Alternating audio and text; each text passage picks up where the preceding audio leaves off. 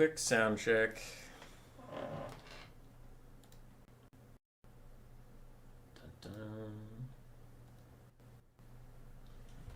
Alright, quick sound check. Alright. We'll start in about 7 minutes, just letting people gather. I gotta go grab my tea, so 1 moment.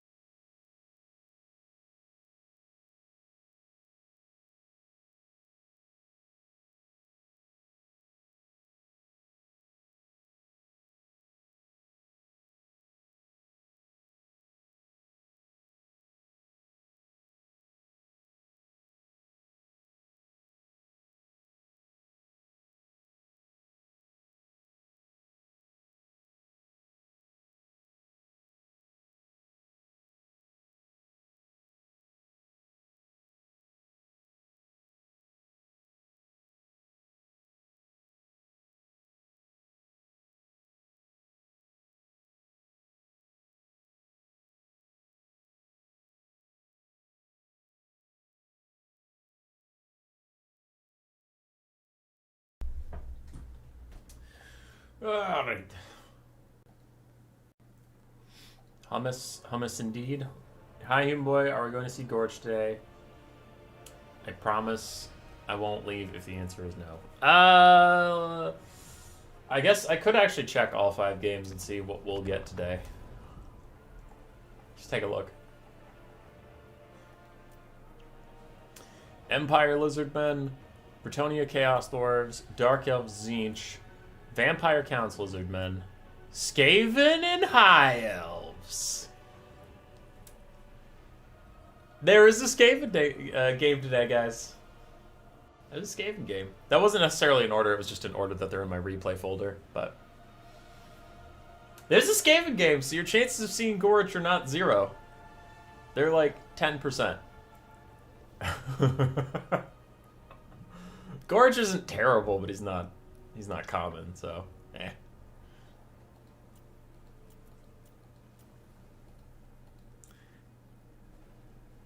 Why do you keep doing this to yourself? I don't understand. One of the 10 players today keeps taking a unit that I really disagree with, and we'll find out what it is later, but I'm just looking at it and I'm like, why? Like, these are important games. Stop taking these fucking units.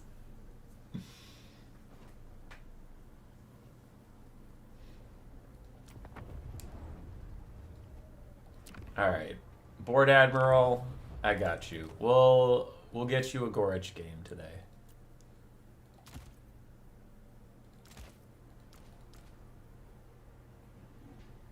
We'll get you your goddamn Gorich game.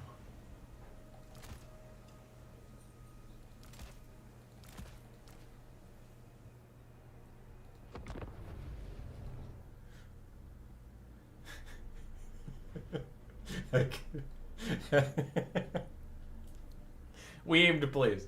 For anybody wondering what's going on with the actual stream, we hit start.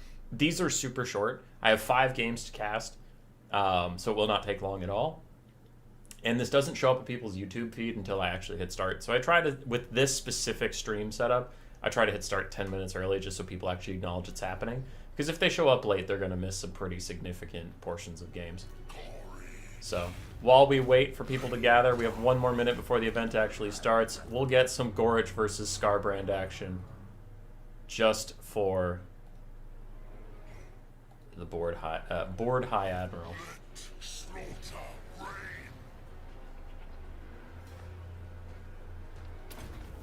All right, get his ass, Gorich. Get his ass.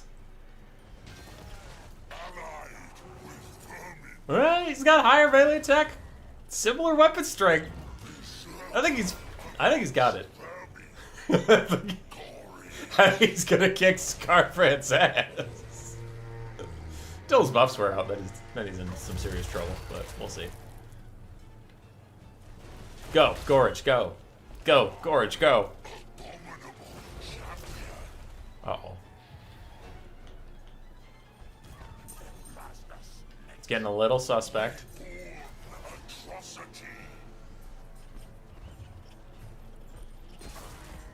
Run, Gorich, run!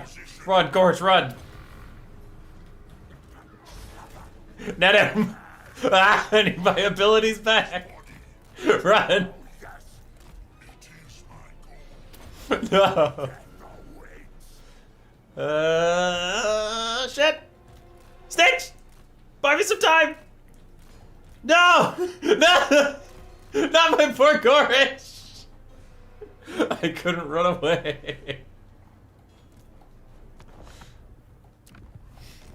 Damn it. Spin? I didn't use the spin. Okay, memes aside, it's 101. Let's get this stream actually started.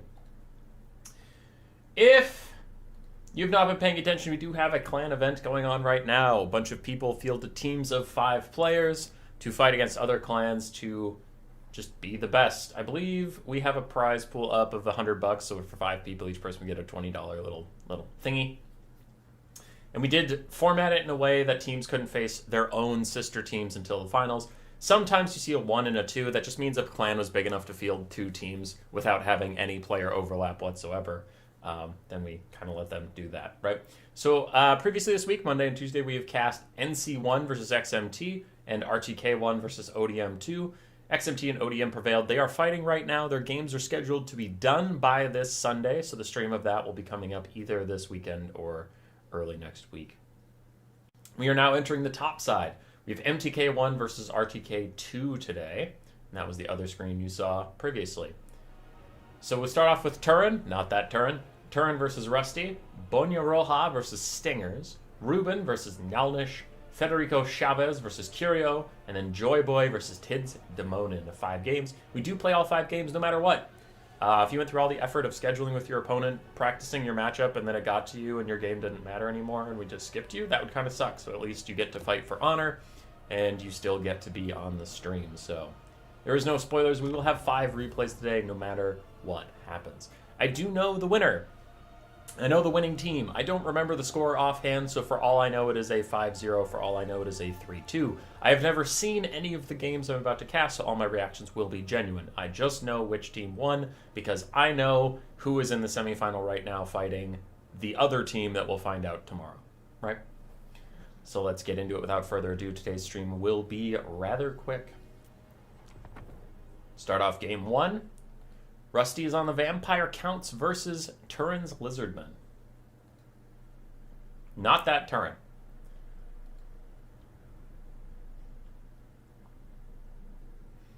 If Rusty wins, I'll eat a rock.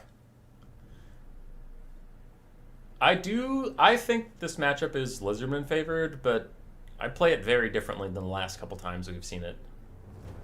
Like, I don't really usually go with Salamander hunting packs, and then this just seems silly. This is a weird build. For Lizardmen of Turin, not that Turin, we have Saurus Spears and Skink Cohorts. The Saurus Spears are all silver chevron to give them better stats. We have the Umbral Tide with another hunting pack, Mazdamundi with his Net Apotheosis, and 2 Ripperdactyl Riders, one of which is Clawson Hunters. If we're spending all this money on chevrons for spears, why didn't we give the spears shields? And I know the shields against vampire counts seem silly, but it gives you like +8 melee defense. I don't know. Meh. Meh. Why don't we see Human Boy no more? These streams are so short, I don't want to bother setting up my lights and my camera and all that stuff, like, for a 45-minute stream. On the other side, for Rusty and the vampire counts, we have 5 zombies in the front line. Manfred von Karstein, honestly, the new hotness for the vampire counts. He's been taking a lot more than the Blood Dragon Lord recently, and he is doing really good work. With his mix of Spirit Leech, Fate of Yuna, still having summons and invocation to hack, he is just amazing, while still being a strong Dragon Lord. So we have Manfred, up in the sky, a bunch of Skeleton Spearmen, Graveguard with great weapons, and then Corpse Carts to provide some passive healing, but also, more importantly, would be the +5 melee defense and melee attack aura with Perfect Vigor. And we have some Cryptors too. So a very straightforward vampire counts push build. Just like, we're here to grind and kill you, while Manfred casts Fate of Bunas from the sky.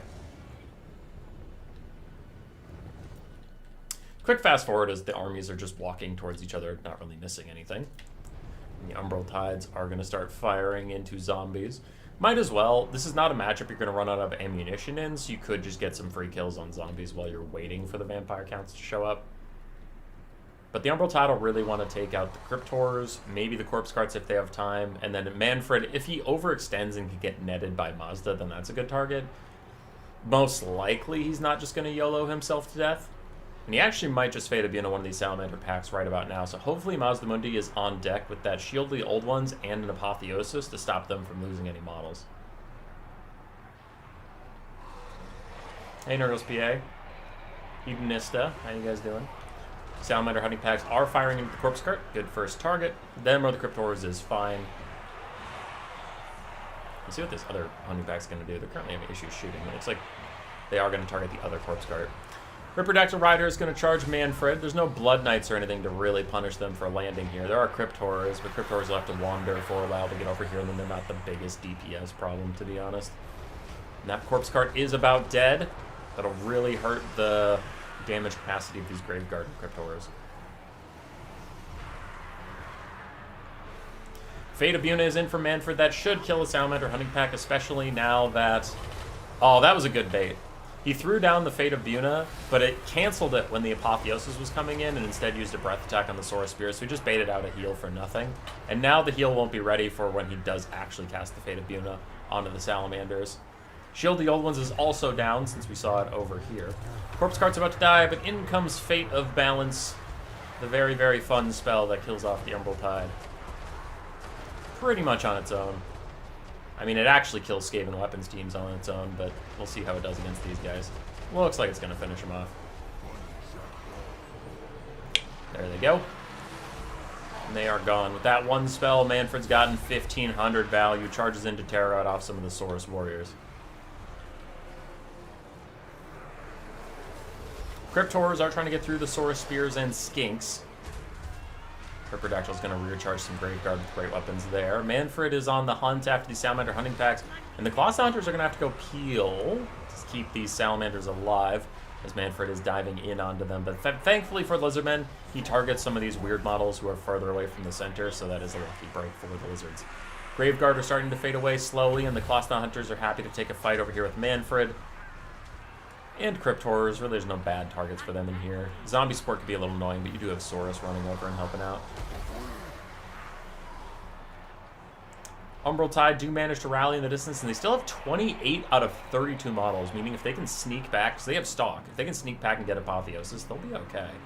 There's an Apotheosis on the Clawson Hunters, healing them up. Cryptor is still taking a lot of damage. And Salamanders are trying to get shots off, but a couple of them are getting distracted in melee, and that is proving to be a big old problem for them. Manfred throws out a rather ineffectual breath attack, a bit of a sad time for him as he was trying to take out those Skinks. The Class Hunters are now falling back. The Vampire Counts have super reinforced this position with a Corpse Cart and a bunch of zombies. And then some Graveguard as well. The Class Hunters are just pushed away. Salamander's still trying to kite, but the Skeleton Spearmen harassing them. And the Umbral Tide have been discovered yet again. Looks like the zombies are going to catch up to them. Salamanders get a couple shots off, but the Vampire Counts are slowly healing up, and they are winning the frontline fight. Mazda really hasn't had too much to say in this matchup. I haven't seen any impactful nets from him, so it is looking like a Vampire Counts victory. I imagine our second Fate of Unit of the game is about to hit the Salamanders any second here. Now he's going for a zombie summon and just going to try and kill them in melee. And the Umbral Tide are super close to dead. The Count's front line is holding. The Sorcerer not up to the task. And now all hope is fading. Big damage on that Salamander hunting pack in the back.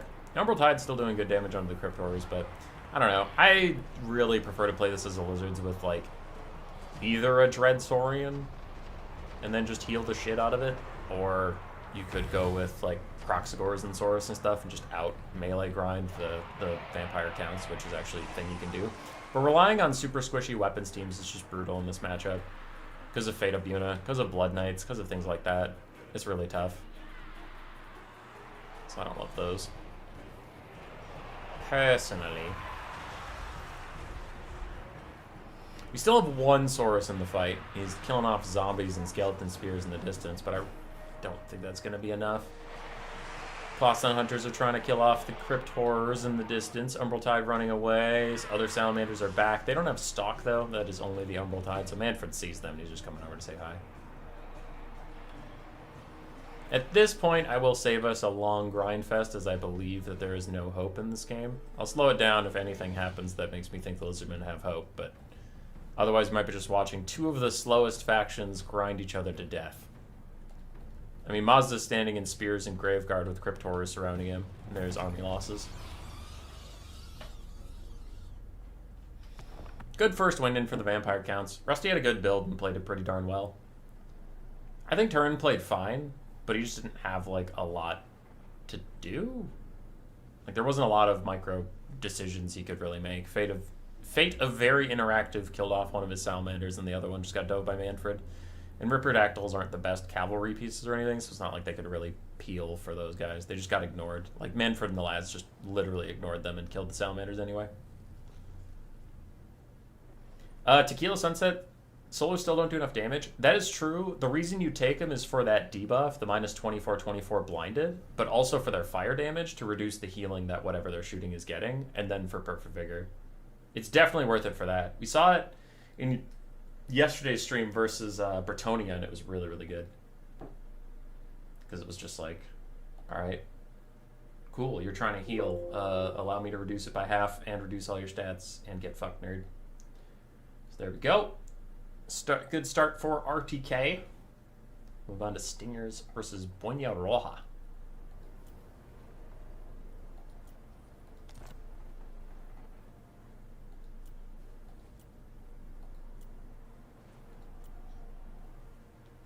Oh, Buena had to back out. So it looks like we have Zurihan. Gotcha. So they did a substitute.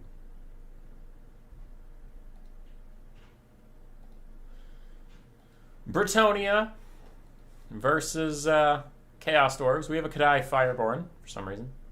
Or Kadai Destroyer, that is.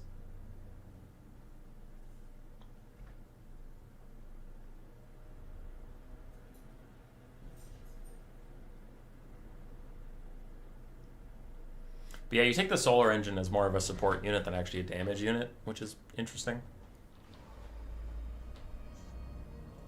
And it really shouldn't have that better than Perfect Vigor blob. They're doing that too much recently, where it's like, why is everybody blobbing? Anyway, let's add another AoE heal or another AoE vigor reduction.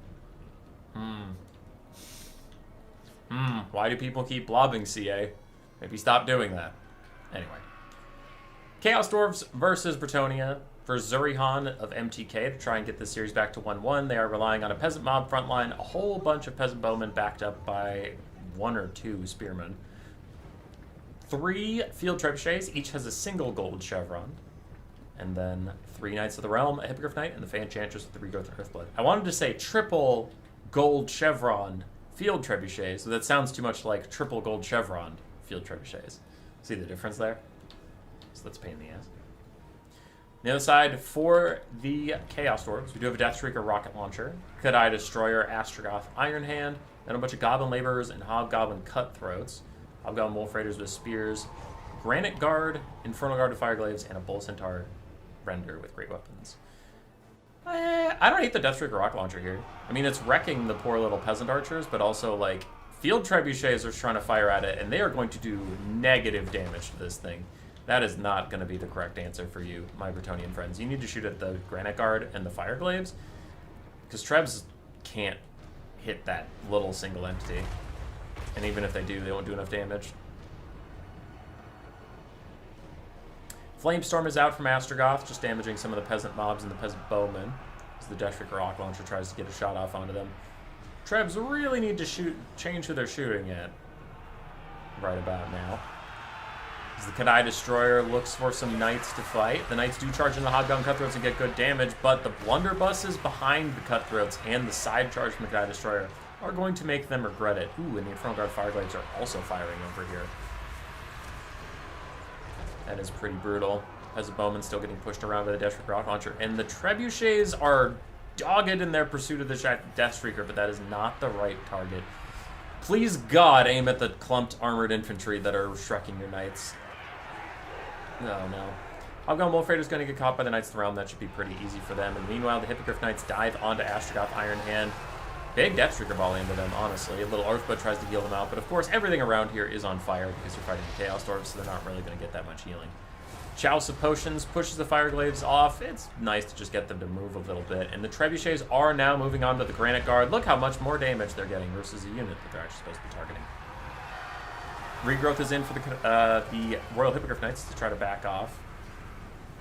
Knights of the Realm charge into the Bull Centaur Renders Great Weapons. That's what you are called. We'll see what the Hippogriff Knights can do instead. It looks like they're going to go for the Deathstreaker Rocket Launcher as the Trebuchets massacre the Granite Guard as they get blobbed up around the Fey Enchantress. And this should be the death of the Deathstreaker Rocket Launcher. We'll see if the Infernal Guard have something to say about it. They are turning, but their Hobgoblin Wolf Raiders might obstruct their own view. There's a little bit of asymmetry there. For the backline of Brettonia, I haven't really looked at them all battle long, but we have some random peasants and some archers just trying to rally and get some shots in, so they're doing okay. Knights of the Realm are rallying back there as well and coming back to the fight, but Deathstreaker Rocket Launcher is taken out in its entirety by the Hippogriff Knights. They get a little bit more healing. They will have to back off as we have some Bull Centaur Renders coming nearby, and of course they're taking a lot of damage from these Infernal Guard. Looks like the Bull Centaurs actually get distracted by Knights of the Realm, who are going to suicide dive in to stop these Infernal Guard. And look how much damage those Trebuchets are doing to these heavily armored boys.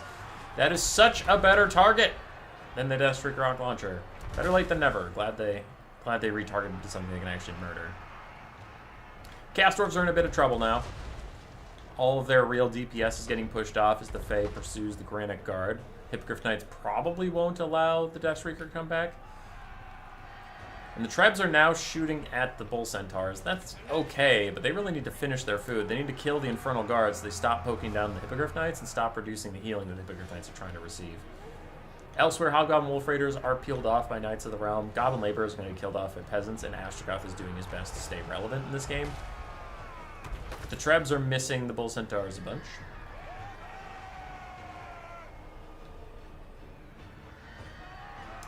Dude, Muffin Master, I have no idea. I hate it. I hate it so much. That little emoji thing is right in the way of the most recent message. The Deathstreaker is allowed to come back, and the Trebs are currently not firing at anything. They're trying to pursue the Bull Centaurs. No, just shoot the fucking Fireglaves there! Alright, they retarget the Fireglaves. Hippogriff Knights get caught on the ground. They're going to get a little bit of healing, but this isn't a fight they can win, and they are trying to back off. Deathstreaker has rallied. A Flamestorm is ripping through the Brettonians, and I'm getting a little concerned. Boom, boom, boom. Nice volley. Yes, yes. Volleys onto the units your unit actually is supposed to target. Does so much more damage.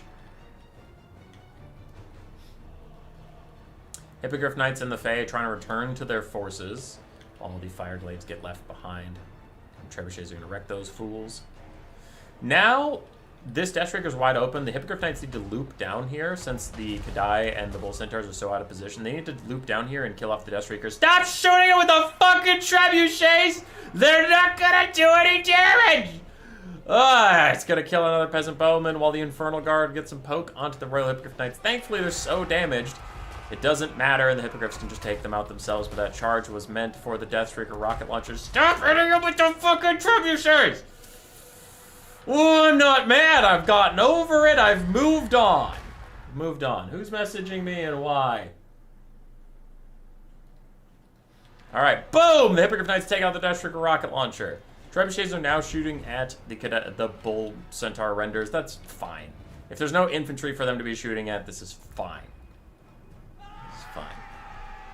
Now, if the Deathstreaker comes back anymore, you can just charge it one more time with Hippogriffs and it'll shatter, and then you don't have to worry about it anymore. Meanwhile, these Fireglaves return, only to have 2 leaderships. They'll probably rout again in a hot second. Astrogoth is overextended, fighting Knights of the Realm and the Fey Enchantress, with Hippogriff Knights coming straight for him. If the Bull Centaur Renders and Kadai Destroyer are not nearby to bail him out, which it does not look like they will be, Astrogoth should die here. Flamestorm will kill an entire Peasant mob and Spearmen at Arms, which is huge for Astrogoth.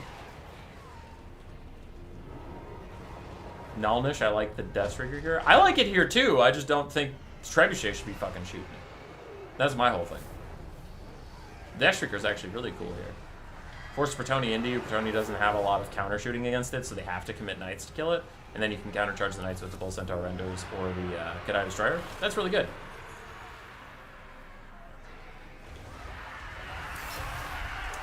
Astrogoth gets into his own Goblin Laborers to escape from the Royal Hippogriff Knights. Quick Earthblood to heal them up, get them closer to the heal cap, also helping the Fey Enchantress out a little bit. And the Bull Centaur Renders are getting whittled down by these Trebuchets over time, so much so that they actually end up routing. And the Trebuchets re-target onto the Granite Guard and the Infernal Guard Fireglaves coming in. That is excellent. Trebuchets have been doing very well this game. Astrogoth tries to save himself with one last Cascading Fire Cloak. The Kadai Destroyer is literally still full HP, as more and more of his army shatters away.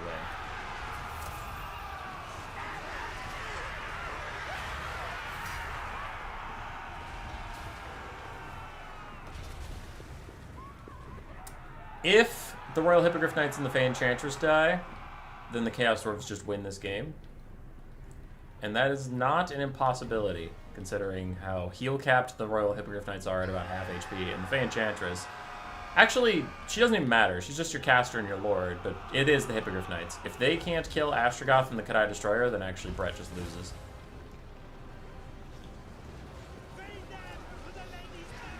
Big damage on with the Kadai Destroyer, Cascading Fire Cloak to give him more damage and more melee defense, and he really just has to kill those Royal Hippogriff Knights. If he can just win this whole game. The Trebuchets are offering a little bit of damage, and they can get some decent damage in on such a big body like the Kadai, since they'll hit every single thing. You can see on that one charge from the Hippogriff Knights, he took about half his HP in damage. He's still getting poked. Knights of the Realm surrounding him with the Grail Relic to make them ITP. They cannot tear out away from him as long as that Grail Relic is nearby. Those Bull Centaur Renders are rallying in the distance. Balance power is very far against the Chaos Dwarves. I wish it didn't army loss them. I know it's about to, but I wish it didn't, because I actually think that, like, they have a chance. It's not a great chance, but this isn't over. Like, the Vampire Counts vs. Lizardmen game, I started fast-forwarding because there was literally no way for Lizardmen to win at that point. And I'm watching this, and I'm like, man, if the Royal Hippogriff Knights charge in and the Kadai gets, like, 2 good hits on them, they're chilling. The Trebuchets are doing more damage to the Kadai Destroyer than I would have thought, and that is really making this tough for the Chaos Dwarfs in the late game. Cascading Fire Cloak giving him 59 melee defense as the Royal Hippogriff Knights charge in. He gets a counter shot onto him. Archers are offering a little bit of supporting fire, and meanwhile the Trebs are all just going to turn and fire uphill as army losses hits against the Chaos Dwarves. And I would have liked to see it get scrapped out. Again, I think Brettonia was very favored, but... damn. GG.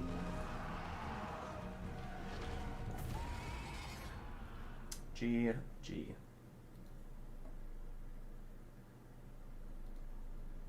Trebs killed the Deathstreaker. It took them a very, very long time to do so. Knights of the Realm did okay at just trying to peel for Zirihan. Royal Hippogriff Knights were insane, as they always are. Fey Enchantress did fine.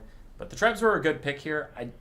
I obviously disagreed with their targeting in certain situations, but like they did great when they finally started targeting these guys, and then they did okay versus Bull Centaur Renders when they had nothing else to shoot at, and they actually did pretty well against the Kadai Destroyer when it was surrounded by peasants and stuff, so I like the pick here. It's clearly a good thing for the matchup.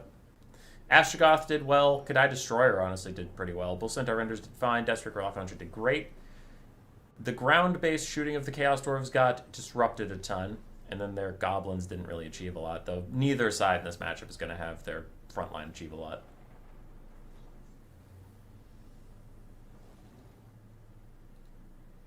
Back over to the Photoshop, and that is a win for Zurihan, but Boyna Roja was the original player there. So it's 1-1 as we move on to game 3, which is Ruben versus Nyalnish. And we get our Skaven game. Skaven versus High Elves. One of their last matchups that's Skaven favored. You can still lose it, but it is Skaven favored. The problem with Skaven versus High Elves is you have to prepare for a lot of things that the High Elves can kind of throw your way, but it is still Skaven favored because the High Elves have to lean like so heavily into some weird tactic that if you guessed remotely correctly for it, you'll be fine.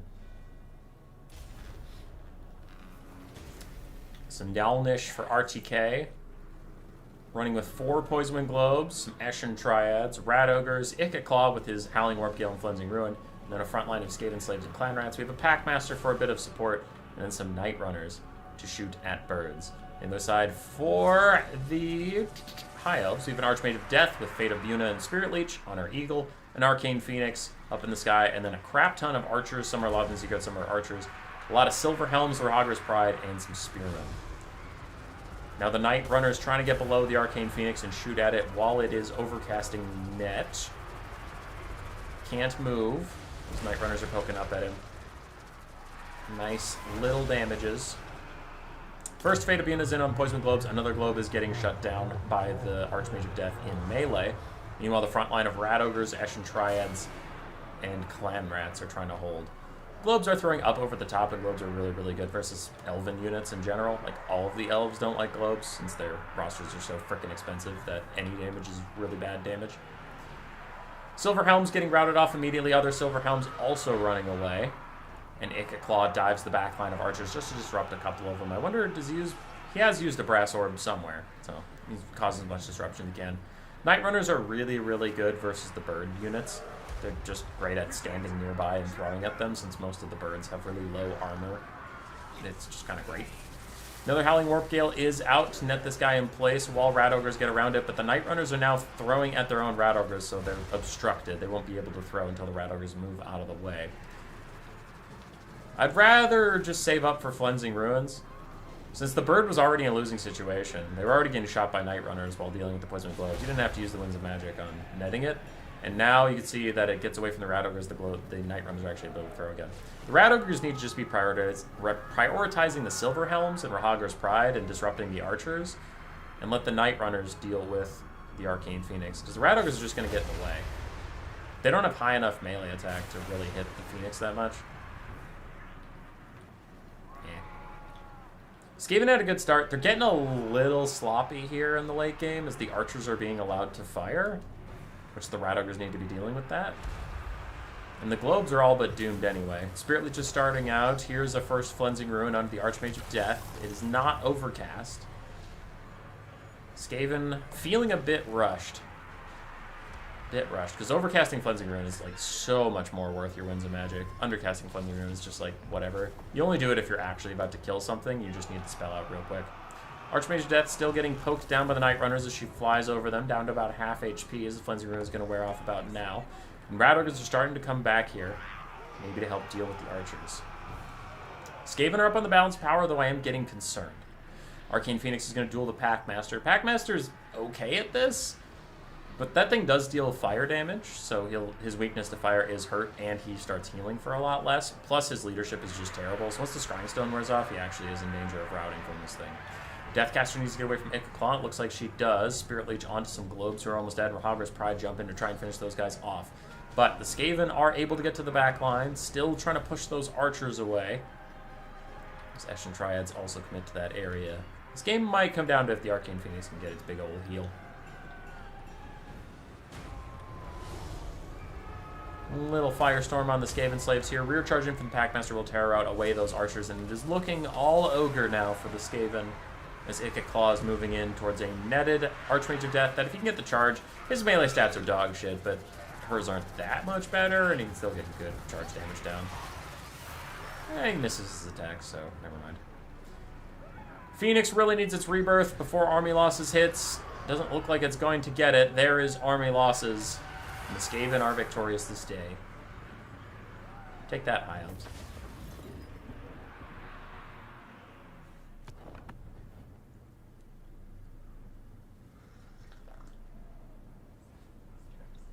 Ikka got pretty good value. Rat Ogres did fine. Eshin Triads did fine. Globes did pretty darn well. Night Runners did great. And then Clan Rats and Skaven Slaves just chilled. Archmage of Death and the Arcane Phoenix for Ruben did their best, but if the Skaven bring Night Runners, you're in some serious trouble. I don't like Silverhelms here over Illyrian Reavers. There's no difference. Like, both are going to get shredded by the same things. They're both going to beat the same things. So you might as well go with the cheaper Illyrian Reavers. So I don't love that part of the build. Rahagri's Pride is fine. A whole bunch of archers is fine. It is one of the viable strategies, but the Silverhelms don't make much sense to me. Just downgrade to Illyrian Reavers. S tier faction. S stands for Skaven. I see. I see. Never gets old. Never gets old. All right, 2-1 for RTK. Oh, Curio, why? Why? I'm calling it now. We're going to 2-2 because Curio keeps fucking taking tic-tac-toe and I don't know why. It's so bad. Tic-tac-toe is so bad. You have the best lord in the game in the Slans. Any of the Slans are the fucking best. Why are we taking tic-tac-toe? Stop it! Curio, stop it! You're just losing free games! Okay, let's see if he can win anyway. So for RTK, if you want this to be a 3-1 scoreline for RTK, you are rooting for the Lizardmen here. We have Skink Skirmishers, Skink Cohorts with Javelins, a bunch of Cold One Riders, Cold One Spear Riders, Feral Cold Ones, a Feral Bastiladon, Escape Priest of Beast of the Manticore, and Flock of Doom. Oxyotl, for some reason, a second Feral Bastiladon, and more Cold Ones. So it is a bit of a Cold One rush. Tic-tac-toe? Oh, you're right. It's Oxyotl, you're right. Yeah. The different useless lord.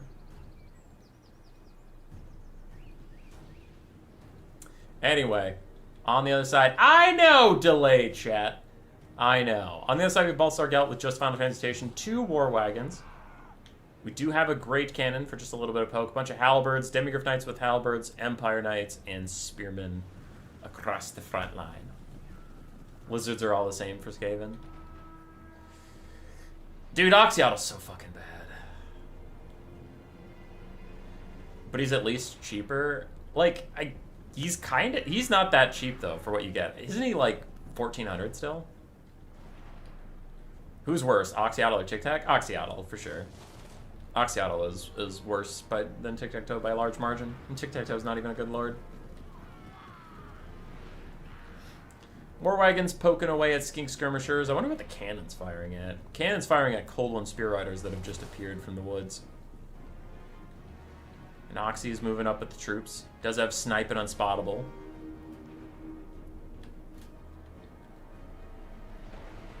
Cannon has a whopping 98 value so far. As they try to figure out how to fire. And they miss. Artillery needs buffs. Not all artillery, but a lot of artillery does. Slan is risky because cannons can smoke him like a cigar, but not fucking Oxy! Whatever. Oxy sucks. I'll die on this hill. Anyway, Demigryph Knights with Halberd's gonna fight back these Cold One Spear Riders. They should win it, especially on their own spear support, but we'll see. The cannon firing in. He's trying. He's trying his best. War Wagons need to get away. The AFK for a second against the Feral Bastiladon, and a pretty big Final Transmutation down. Is it overcast? It is overcast. And it's kind of like hitting the Feral Cold One sometimes, sometimes not. Overall, it was a fine cast. I don't think Gelt knows Oxyotle's here yet. Oh, okay, he's in the front line now, so Oxyotle should be spotted. Cannon's still firing in. The first Manticore summon is out. And it's running low on time already, so they'll have to go in and get in there. War Wagon's going to kite away. Balance power's about 50-50. I honestly don't really know who's favored right now. This battle is so chaotic. It's not very structured and easy to just be like, this is what's happening. I understand. Demigryph Knight's going to rear charge some Cold One Spear Riders. Should win that fight. This is over-grouping for sure on the Feral Bastildon. This is not worth the Empire's time at all. They do need to back off. Get some Empire Knights swooping down into here. They could just run down these Skink Skirmishers for free, and that is what they should be doing. This is crazy to have this many units on this Feral Bastildon. Cannon still firing away at Cold One Riders wherever it can. Oxyotl standing in the middle of the battlefield, getting tens of value. Yeah, Cold One Spear Riders are trying to get War Wagons now. We do have some Demigryph Knights trying to track them down. Gelt's even going to land in them just to distract them for a little bit. Please get the blob dispersed! This is too many units doing nothing! Get them away from the Feral Bastildon! Please! I'm not mad about it. War Wagon's firing in. Feral Bastildon is taking damage, and the Demigryph Knights are going to peel off the Cold One Riders without much issue. Manticore Summon has faded away. Yeah, faded away. And the Empire appears to be pulling ahead to me because Oxyotle's full health, full ammunition, so that's going to be a lot of balance of power. But everywhere else, the Lizardmen are just kind of running out of value. And the Empire Knights can run down these Skink cohorts in the late game. We have two Halberdiers fighting for Ebostan. This is better. I still think you only need one Halberdier, but this is fine. I'm glad all the Empire Knights have left because they were doing literally nothing. We still have a cannon up and about firing around. Balthasar Gelt gets out another Final Transmutation Overcast onto Oxyotl, and it takes out like half his HP! He's gonna fucking die! Oh, God. Feral Bastildon is finally routing. The War Wagons are safe and healthy. Ooh, yeah, that is a big point in the favor of the Empire. The War Wagons have so much ammunition. There they go. A bunch of stuff's routing off. Oxyotl is full HP. Still pretty much full ammo, baby! 75 value! He sucks! I cannot entertain this argument. To anybody who comes to the chat, it's like, Oxyotl's actually really good here. No, he's fucking not. He is garbage. Please. You don't need to die on this hill. You don't need to die on every hill you see. Pick the hills you want to die on. You only get to die once. Go, my grave would look nice there. It faces the fucking coast. I get to see the waves roll in the sunset. That's a good hill to die on. This is a shitty hill to die on. This is a hill behind a hotel that's facing away from you. You get a blank white wall and some water pipes. That's the hill you're choosing to die on if you say Oxyotl's good here. This is trash. This is the most trash I've ever seen in my entire life. Don't defend this. Just take the L. Just take the L on the argument and leave.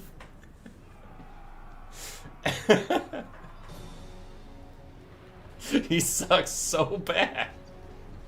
Anyway, Empire's just cleaning up some stuff. The Lizardmen are regrouping. We do have a full health Feral Cold One in the back. Oxyotl, if Gelt even knows he's here, he has another Final Transmutation coming his way. And that could be the end of him. It wouldn't kill him, but it'd get him so low that he'd probably rout from like one charge. War Wagon's kiting it out. Lizardmen still have a lot of Skinks, and the Empire's running out of Knights. Top 10 rant, excellent, thanks. Is Fire at Will turned off? I don't know, you'd have to ask Curio. He's fired 3 shots all game. Cannon's still trying to fire at the Feral Cold Ones. And the Empire's just regrouping around a cannon, which is not a sentence I'm used to saying these days. Man, this cannon's been online all game, and he has 600 value. Oh, God. Okay. Oxy's trying to move up. Now, he is getting slow shots onto the War Wagons. Slowly. Slowly but surely. Gelt needs to move up, needs to use Final Transmutation, especially right now with all 3 single entities right next to each other. That'd be huge Final Transmutation value. And I haven't seen... He only brought Final Trans, so he should have another 1, maybe even 2 in him, and he really needs to get them out onto Oxyotl. Demi Knights with Halberds need to get a little more aggressive, and the cannons are still firing at something. No! Why is the Final Transmutation going on the Pharaoh still on? Please, God, cancel it somehow. No! God, why isn't it onto Oxyotl? It's he's right there. He's right there. Alright, thankfully it causes the Rampage onto the Pharaoh Bastilled. It drags it into the Skink Priest of Beasts and the Cold One Riders, getting some good damage out. It ends up being a great Final Trans cast, but I'm a little concerned. The other Pharaoh Bastildon's trying to come in. The Lizardmen are falling down.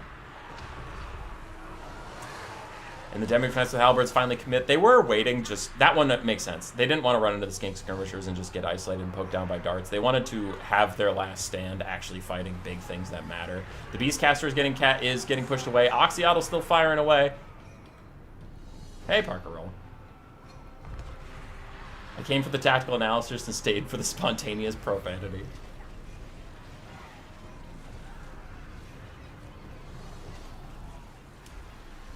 Gelt's still trying to chase around the Skink Priest of Beasts. He's doing his best. We have some Empire Knights in the far distance that probably need to be rallied. Oxyotl is still firing away. Cannon's shooting at anything that routes. Oxy's been spotted.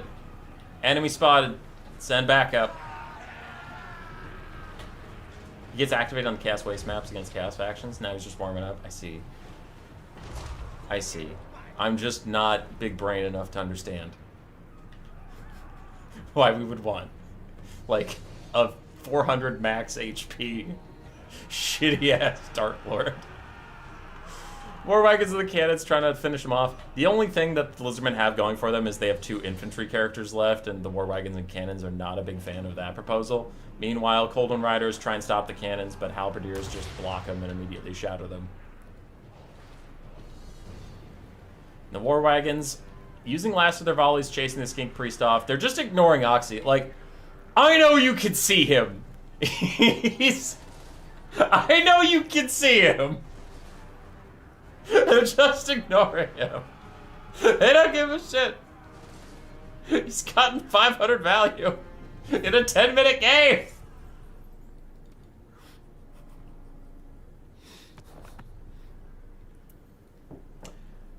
Oh, good win. Good win from the Empire.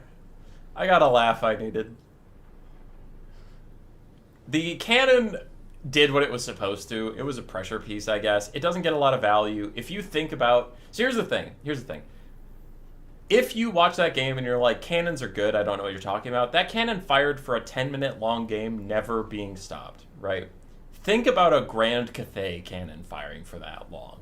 That's what I mean when I say regular cannons, Vampire Coast cannons, things like that need buffs, is because good artillery would wreck your shit for leaving them up all game.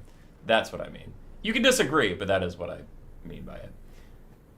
War Wagons were kept nice and safe through the whole game. They did use all their ammo and barely paid for themselves, but that's because Curio's build really didn't have a lot for the War Wagons to shoot to get a ton of value. Didn't really have Ripperdactyls or anything that they could just Gatling gun down for a ton of value without doing too much, but... Democrats to Halberds with the play was really good. The Final Transmutations were pretty good from Gelb. So overall, he played his build well. It was a well-executed build. There was some silliness going on, so I was just calling out some silly things that were happening. But there was a bunch of stuff I didn't mention that was fine. Like his state troops, I really like that he spaced out his state troops instead of just clumping up around the cannon, because then the skinks could get in range to just throw at the cannon. There's a reason the cannon stayed up all game. It's not because Curio's an idiot. It's because Federico defended it really well and positioned well, right? As for Curio, I think he played great. I really, memes aside, I don't love the build.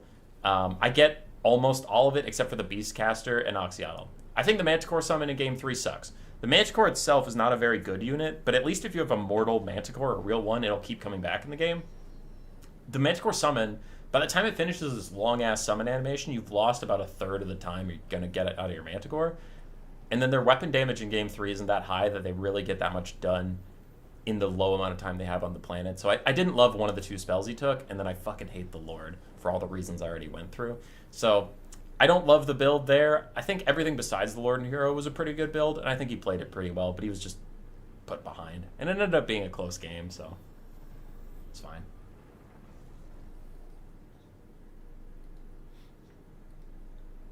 I think RTK are the last clan that really used the Manticore summon.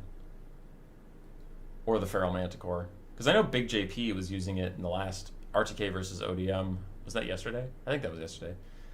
But yeah, they still use the Manticore. They make it look good sometimes. I would argue that the Feral Manticore is undervalued. Like, I don't like it, but I could be convinced. I would argue, however, that the Manticore summon sucks. Like, I just can't see it being worth it. And it does come down to the final game. We are getting a 3-2 score. This is it. Whoever wins this between Joy Boy and RTK's Tzeentch will carry their team across the finish line. It is Dark Elves for RTK versus Tzeentch for Joy Boy.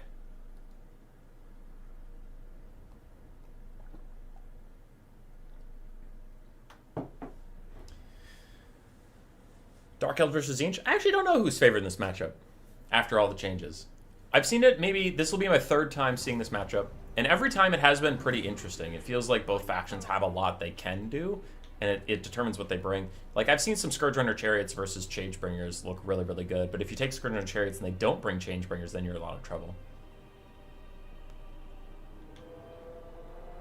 Me uses Manticores as walk in rare occasions at Norska. Nurgle's PA, that's true, but what clan are you a part of? Part of RTK. I did say RTK is the last faction that really seems to believe in the Manticores. I just used JP as an example, but I wasn't saying JP is the only one. Dark Elves favored? Let's go, dude. Yeah. This one, like I said, I haven't seen this matchup enough to really determine who's who. We do have 4 Dark Rider Peter Crossbows, 3 Cold Dread Knights, Marathi with Melkoth, Mystifying Miasma, and Soul Stealer, Crows of Cain, a bunch of Bleak Swords. Then on the front line, we have Marauders of Tzeentch, Marauders of Spears, Centaurs of Tzeentch as well, Sour Guts, the Changebringers, already getting hit with the Melkoth, Knights of Immolation, and then the Chaos Lord of Tzeentch, the melee one. Final Trans and Metal on the caster. I was reinforcing your argument? No, you weren't. You were contradicting me.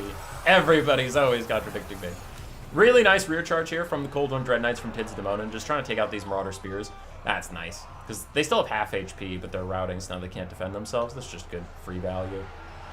Other Marauder Spears are running after the Skirmish Cav, but the Changebringer's going to have to do a lot, because the Knights of Immolation and the Changebringers is honestly like, what is that, 3,000 some gold? That's like a quarter of your army. And the Dark Elves are making full use of their more spread out armies. They dominate the ground game, so we're going to have to see what they can do in the skies. But the Crows of Cain get onto the Changebringers with a Melkoth. The Knights of Immolation are just a little late on the peel, and it's going to be too late for this very squishy unit. The Changebringers are powerful. A lot of people talk to me about how strong they are when they get their shots off, but their weaknesses are that they're expensive and they die real fast. One more Melkoth Mystifying Miasma will send them into demonic instability, and Marathi's actually just going to sprint at them and force the issue even faster, say goodbye to the Changebringers. Meanwhile, a big Searing Doom from Tzeentch does do some good damage to the Cold One Dread Knights, but Tzeentch seems to be in a bit of a pickle here. Surrounded on all sides by Cold One Dread Knights while getting shot by repeater crossbows, that is going to be a terrible time for the Marauders and Centaurs getting lost in the shuffle. Tzeentch is ahead on the balance of power, and I think that is insane. Looking at this battle, I would way rather be the Dark Elves right now. Dark Elves are feeling good. Melkoth's going to slow down the Centaurs as they get charged by Cold One Dread Knights, so they should be able to get poked down. As the repeater crossbows fire into them on their way in. Looks like the Centaurs are just going to charge forward, since that'll give them some leadership and at least get some damage on the way out, because they do seem to be on the way out, surrounded on all sides by vicious Velociraptors. It's not a good way to live your life. Good dodge on the Skirmish Cav from Tzeentch, and now the Dark Elves are starting to pull ahead on the balance of power. Lots of Centaurs of Tzeentch are routing off. Marauders aren't feeling too good either. We still have the Sour Guts. We still have a full health Knight of Immolation, and then the 2 heroes of Tzeentch, though one of them is just a little old caster. Should have made Solar Engine Laser Cast Unlimited. That's silly. The Lord still all suck except for the Salons. Krukar is okay. Saurus Old Blood's actually kind of okay. But yeah, in general, I would support that. The Salons are by far their best lords, and everyone else is kind of meh. Great micro? Yeah, the Dark Elves are playing great. Kind of broke the Changebringer's ankles a little bit there. Nice Soul Stealer from Marathi onto the Knights of Immolation, just getting a bit of damage out as a big volley comes in from right underneath them without those barriers to protect you. Say goodbye to a lot of your Knights of Immolation. as they kind of lose attack orders. It looks like they caught Marathi for a brief second and then lost their attack orders onto her. Tzeentch is falling apart everywhere else. Their caster is constantly harassed by Kolto Dread Knights, and Marathi has been leading the Disc Lord on the giant chase. This whole game, she's just been running around with him. That's looking like GG. Tzeentch putting a stamp on this best of 5. Melkoth does so much work on Doom Knights. Yeah, Melkoth is a great spell. The repeater crossbows are still just spending all their time taking out those extremely expensive knights because they know that's the fastest way to push this into army losses, which is what the Dark Elves want to do. They really don't want to just sit and fight the Chaos Lord of Tzeentch. They could, and they'd win, but it would take a long time, so they're just taking out the other expensive stuff that's much more vulnerable, try and trigger that army losses. And that was a beautiful game from Tzeentch. That was really, really nice. Crisp as hell. No complaints. The build was solid. I could see what he was trying to do with it, and then he executed it really well. I don't have a lot to say on it, but that's kind of a good thing. Like, you know, not a lot to comment on there. Just did great. For Joy Boy, I don't think his build was, like, problematic. It just seemed pretty hard. Like, Nurgle's PA was popping in the chat saying that this is Dark Elf favored, and after a sample size of 3, I'm not confident enough to make that declaration, but I'd believe him from what I saw here. Looked like the Dark Elf cavalry was pretty well suited to get control of the mobility, and then Tzeentch had issues keeping their ranged alive. Now the range they could keep alive was flying, but we suicided some Crows of Cain plus cast a bunch of Melkoths on them, and then it was like, all right, you can have the Doom Knights in this guy, I don't care. I killed the Changebringers, and I'm going to spend the rest of the game just running away from you. So we had like 1,600 gold Doom Knights and a 1,600 or 2,000 gold Lord, depending on what he brought, just following Marathi around all game and not getting anything done. But what could they do?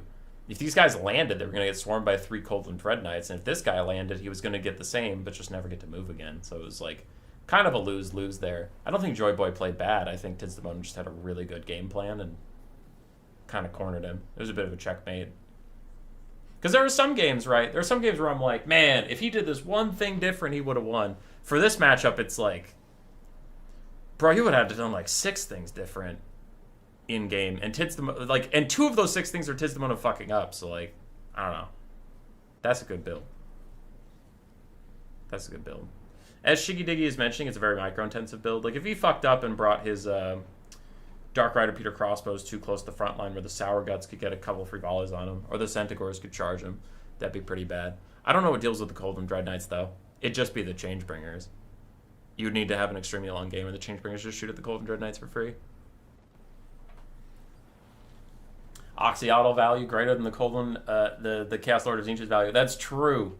That's true. He might be better than the Chaos Lord of Tzeentch. That is a fact. Some good games today. Some good games today. Some shenanigans. Some silliness. But that is a back and forth series by definition. Hey, there you go. Look at that. Look at that. Ping pong. Boom, boom, boom, boom. Back and forth. 3-2 to RTK. Let's show them what they've won. They win a passage to the semifinals to fight I don't know who. Somebody. I actually do know who. It's the winner of ODM and VOD, which will be our stream tomorrow.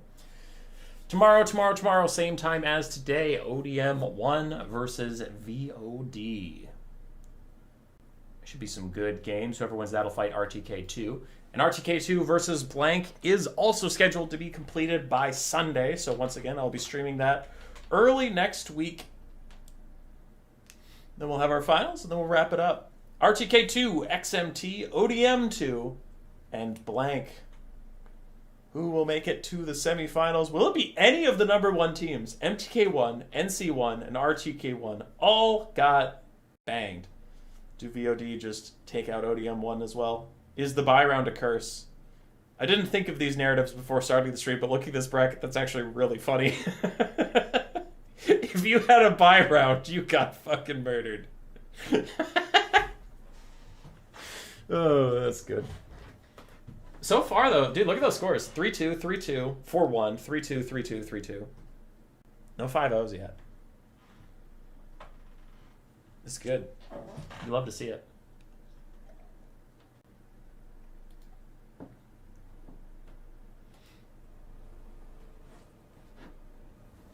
GG's to all players, good stuff, yeah. Oh, I love these streams because they're high intensity and short, but I also am sad because then if you end on a high note, then you're like sad it's over. I do have to go. There are some streams where I'm just like not feeling it. It's not the player's fault, but if you had a long day and you're like, ah, fuck, I gotta stream a tournament. It goes 5 hours or so, and you're like, around hour 2, you kind of want to tap out. These streams are not like that. You just get warmed up and it's over. Shit. Oh well. We gotta go. We're working on some moving stuff, which is why I've scheduled all these really short streams, because I can just bang them out while Grace has lunch. We're gonna go get a U-Haul and take a bunch of really old furniture that we've been storing in our basement, because we're not taking it with us next move, so we gotta take it to the dump. So I gotta go do it. I gotta go. I'm not stalling right now. Goodbye, everybody. Goodbye.